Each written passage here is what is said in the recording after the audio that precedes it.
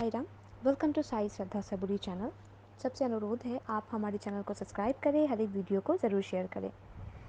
सबसे बड़ी बात है बाबा का शिक्षा, बाबा ने जो सीख दिया है अपने जीवन में हम सभी साई डिवोटी को कैसे जीवन में चलना चाहिए, बाबा का जो ज्ञान है, बाबा का जो वाणी है, वो हर एक चीज़ को हमको अनुसरण करके जाना है और मानना है, और कैसे एक साई भक्त उस शिक्षा को ले पा रहा है, वही एक्सपीरियंस लेके आज मैं सभी डिवोटी के सामने हाजिर हुई हूँ।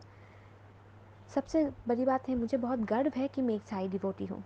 साई श्रद्धा सबूरी चैनल ये गर्व से बोल सकता है कि अगर बाबा का शिक्षा अगर आप अपने जीवन में अनुसरण करके चलेंगे तो आपको ज़िंदगी में कभी रुकना नहीं पड़ेगा और पीछे मुड़ के देखना भी नहीं पड़ेगा।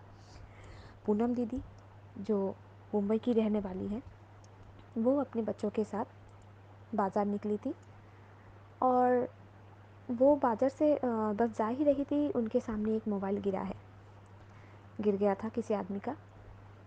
तो दीदी समझ पा रही है कि वो आदमी मतलब पता नहीं उनको किसका मोबाइल है, उनका बच्चा उनको बोल रहा है कि मम्मी देखो किसी का फ़ोन गिर गया। दीदी सोच रही थी कि नहीं बेटा, ये मोबाइल नहीं है, किसी फ़ोन का कवर ऐसा होगा गिर गया। तो उनका बच्चा बोल रहा नहीं मम्मी, ये किसी आदमी का ही है, फ़ोन है, आप उठाओ। सामने मॉल था, शॉपिंग मॉल।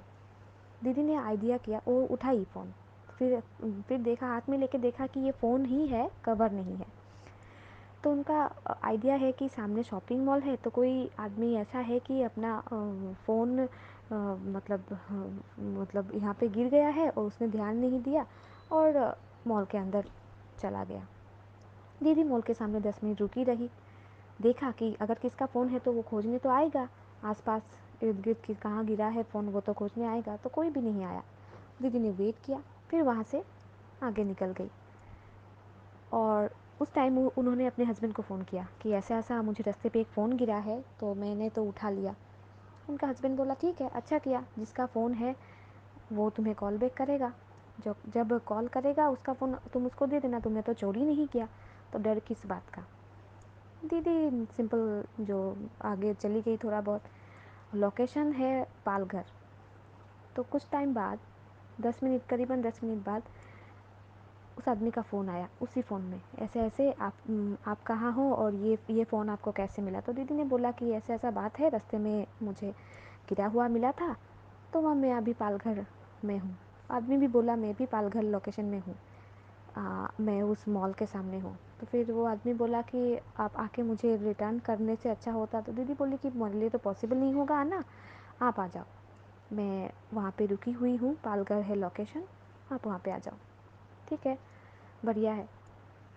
देखिए, सबसे बड़ी बात है कि दीदी के मन में, दीदी के जहन में कभी भी ये नहीं आया कि अरे किसी का फ़ोन और हमको मिला है तो क्या हुआ, हमने वो फटाफट स्विच ऑफ कर देना है और करके अपना मतलब ले लेना है खुद से। ये कभी भी ध्यान में नहीं आया। क्यों आएगा, ये आ ही नहीं सकता, क्योंकि बाबा का शिक्षा है ये कि ज़िंदगी में अगर तुम कुछ अच्छा सीख किसी को दे पाते हो, कुछ अच्छा बन पाते हो, तो वही तुम्हारे लिए बहुत मतलब बहुत इम्पॉर्टेंट है। तुम आगे जाओ, सबकी जो दुख दर्द है वो उसको तुम अपना दुख दर्द मानो, किसी का समस्या को तुम खुद का समस्या मानो, वही बाबा ने सीख दिया है। और एक साई डिवोटी हर वक्त बाबा का ये सब चीज़ें अनुसरण करते गया है। फिर उस आदमी के साथ दीदी का मुलाकात हुआ। वो आदमी इतना खुश था, वो मतलब समझ ही नहीं पा रहा था वो क्या बोलेगा। उसके मुंह से मतलब बोल ही नहीं आ रहा था कि कैसे उनको मतलब थैंक्स बोले। वो बहुत रिक्वेस्ट किया, दीदी थैंक यू, आपने ऐसा ऐसा किया, अगर किसी दूसरे के हाथ में चलता तो फ़ोन ही नहीं मिलता, ये मेरा बहुत इम्पोर्टेंट मतलब फ़ोन बहुत कॉस्टली है। तो दीदी ने बोला है मैं समझ गई, ये बहुत ही आपका महंगा फ़ोन है और मुझे पता था जिसका फ़ोन है वो तो ढूंढने के लिए आएगा ही। तो वो आदमी बहुत सारा बात ऐसा ऐसा थैंक यू बोला बहुत दीदी को और रिक्वेस्ट किया कुछ तो खाइए दीदी, या कुछ ऑफ़र किया उनको। दीदी बोली कि नहीं नहीं, देखो सबसे बड़ी बात है कि दूसरे धन को कभी अपना धन नहीं मानना चाहिए। एक साई डिवोटी होने के नाते मेरा ये धर्म है कि किसी का अगर समस्या है कि क्या असुविधा है या किसी का दूसरे का सामान अगर मेरे हाथ में लगा है, तो मुझे मेरा ये धर्म है कि मैं उसको लौटा के दूँ। यही मेरा मतलब माता पिता का भी शिक्षा है और यही मेरा बाबा का भी शिक्षा है। तो मेरा जो कर्तव्य था, मेरा जो परम कर्तव्य है, वो ही मैंने निभाया भैया। और यहाँ पे कुछ मतलब खाने का बात तो नहीं है। तो फिर उनके बच्चे को उस आदमी ने आइसक्रीम खिलाया, दीदी को भी दिया। वो मना ही नहीं कर सकती, वो आदमी इतना रिक्वेस्ट कर रहा था। फिर उनके बच्चे को आइसक्रीम दिया।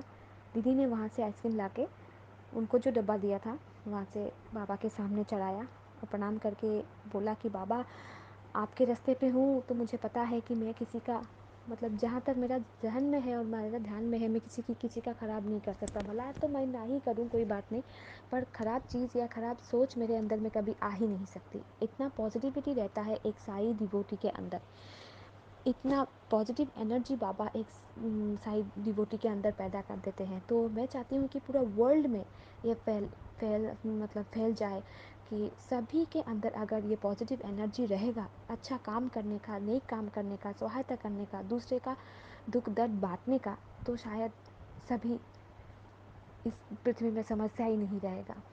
तो एक मुझे बहुत गर्व है कि मैं एक साई डिवोटी हूँ और बाबा का हर एक शिक्षा को मान के आगे चल पाऊँगी, ये मेरा कॉन्फिडेंस है। फिर वो उसने थैंक यू बोला। फिर बाबा के सामने भी दीदी ने प्रणाम किया और बोला कि बाबा, मुझे बस यही आप जो अच्छा जीवन में लेके जाना, ताकि मैं आपका हर एक आपने जो शिक्षा दिया है उस शिक्षा में मैं अटल रह सकूं और आगे भी अच्छे अच्छे ऐसे काम कर सकूं। आप मेरा ये एक्सपीरियंस जो मैंने अभी बोला पूनम दीदी का एक्सपीरियंस ज़रूर सुनिए और सुनने के बाद कैसा लगा हमारे कमेंट बॉक्स में ज़रूर कमेंट करिए। ओम साई राम, जय साई राम।